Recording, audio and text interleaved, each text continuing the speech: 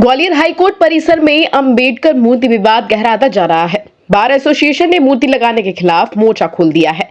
वहीं दूसरी तरह मूर्ति लगवाने वाली एडवोकेट्स की टीम ने अनुमति के आधार पर मूर्ति लगवाने की बात कही है। कल हमारे बार के अधिकारियों ने एक रिजोल्यूशन पास किया कि हमारे यहाँ हमें यही समझ में नहीं आया, ना तो किसी हाईकोर्ट का आदेश है, ना चीफ जस्टिस का आदेश है, किसी के आदेश के बगैर एक ऐसा चबूतरा बना दिया, गड्ढा खोद के मालूम नहीं क्या करने जा रहे हैं। तो पता चला कि अंबेडकर की मूर्ति लग रही है। सवाल ये नहीं है कि अंबेडकर की लग रही है, राम जी की लग रही है। सवाल ये है कि हाई कोर्ट के प्रेमाइसेस में बिगर किसी अथॉरिटी के, बिगर किसी ऑर्डर के कोई मूर्ति लगना या उसमें खोदना, उसका डिस्टर्ब करना, वो किसकी अनुमति से हो रहा है, इस बात का विरोध है।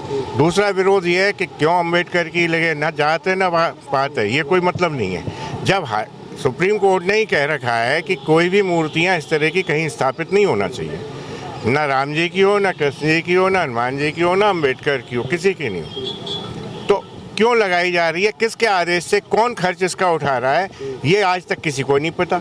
मीडिया को भी नहीं पता, हम लोगों को भी नहीं पता। हमने रजिस्ट्रार साहब से भी पूछा ये किसके आदेश से है, वो कह रहे हैं साहब मुझे भी नहीं पता। तो ये कैसे हो रहा है, ये हमें समझ में नहीं आ रहा। हम पहले इसके चाहते हैं कि ये हमारे आदेश जो दिखाएं किसके आदेश से चल रहा है। हमने इंजीनियर से भी पूछा, PWD के, वो कहता है साहब हमें भी नहीं पता किसके आदेश से हो रहा है। तो किसके आदेश से हो रहा है, इसलिए हमने आज काम रुकवा दिया है। अब काम तभी चलेगा जब हमें ये आदेश दिखाएं पहले, उसके बाद हम आगे बढ़ेंगे। हम उच्च न्यायालय परिसर में एक मूर्ति लगाने का कोई प्रस्ताव किन्हीं लोगों द्वारा दिया गया, उस प्रक्रिया पर से कलेक्टर द्वारा मूर्ति लगाए जाने के लिए यहाँ जो गड्ढा खोद दिया, कार्रवाई की गई, उसका विरोध है। तो ये उच्च न्यायालय है, यहाँ नियम कायदा से काम होता है और नियम कायदा यहाँ पूरे वो अपने विश्व भर का देखते हैं, मतलब पूरे भारत का नियम का नियम में कोई गलती होती है उसको कौन देखता है? कोर्ट, हाई कोर्ट देखता है, सुप्रीम कोर्ट देखता है। तो हमारे यहाँ ऑलरेडी नियम है, इस बिल्डिंग परिसर में कोई भी अगर कोई कुछ भी कार्यक्रम होगा, कोई भी निर्माण होगा, मूर्ति लगेगी, हटेगी, बनेगी, कमरा बना, कुछ भी बनेगा, तो उसके लिए हाईकोर्ट की एक बिल्डिंग है जिनमें जजेज हैं, 5 जजेज की कमेटी है। वो कमेटी इसको पारित करती है। पारित करने के बाद में उसका बजट सेक्शन होता है मध्य प्रदेश शासन द्वारा। उसके बाद में अप्रूव होने के बाद हमसे भी सहमति लेते हैं, पूछते हैं इसमें कोई आपत्ति तो नहीं है। उसके बाद में काम होता है। यहाँ क्या हुआ, तत्काल तुरंत जाके हमारे एक फर्जी लेटर पर बार के द्वारा किसी ने 4-5 लोगों के द्वारा एक फर्जी लेटर जारी किया गया। उसको बार का लेटर मानते हुए जो मूर्ति लगाने की कार्रवाई कलेक्टर द्वारा संचालित करेगी, जो कि टोटली इलीगल है, विधिक प्रक्रिया के विरुद्ध है।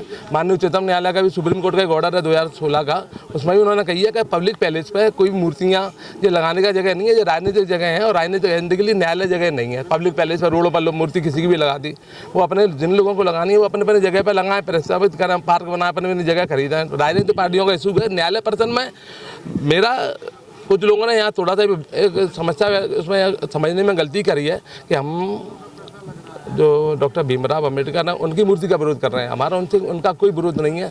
जो भी जिस व्यक्ति को भारत रत्न की उपाधि मिलती है वो बाकी में महान होता है, और जो भी कोई आदमी स्वतंत्रता संग्राम सेनानी रहा हो, पूरे पुराने रहे हो, तो वो हमारे आदरणीय होते हैं और अनुकरणीय होते हैं। लेकिन हमारा उनका विरोध नहीं है। हमारा पूरा विरोध है कि प्रक्रिया का, कि प्रक्रिया से आप खेलो नहीं, और उस प्रक्रिया के पीछे बहुत कुछ कारण है। हमारी न्यायालय की गरिमा खराब होगी, इसलिए मैं उसको आपको बता नहीं पा रहा हूँ। आगे जरूरत पड़ी तो उसको ओपन करूँगा।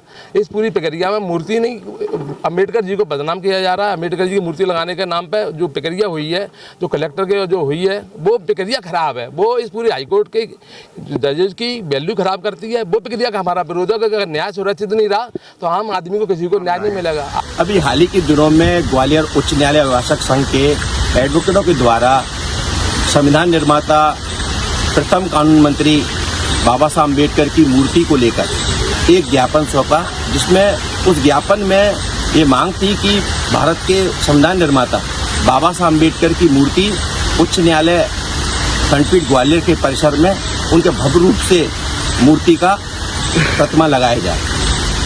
हाल ही अभी सूत्रों के हवाले से पता चला है कि उच्च न्यायालय अभिभाषक संघ के द्वारा उस मूर्ति का विरोध किया जा रहा है, जबकि माननीय उच्च न्यायालय सुप्रीम कोर्ट के द्वारा जहाँ तक कि जबलपुर में बाबा साहब अम्बेडकर का स्टैचू न्यायालय में लगा हुआ है। अभी आप देख रहे होंगे कि भारत की सर्वोच्च न्यायालय सुप्रीम कोर्ट के अंदर बाबा साहब अम्बेडकर का एक भव्य रूपी स्टेचू लगा हुआ है और बाबा साहब अम्बेडकर ने इस देश के लिए एक हमें अच्छा संविधान दिया, उसके बावजूद अगर इस प्रकार से विरोध प्रदर्शन अगर हमारे बाहर के लोग करते हैं, कहीं न कहीं मानसिकता छोटी है।